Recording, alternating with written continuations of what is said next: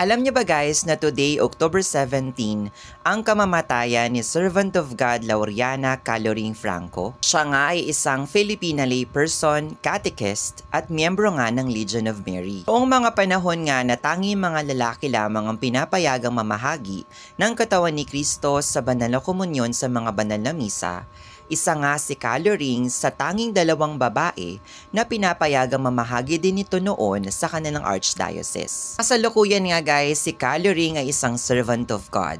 Ang unang stage sa pagiging santa. At kapag nga si Caloring ay lumipat na sa second stage ng pagiging banal, which is ang pagiging venerable, isang hakbang na lang siya para maging isang biyata.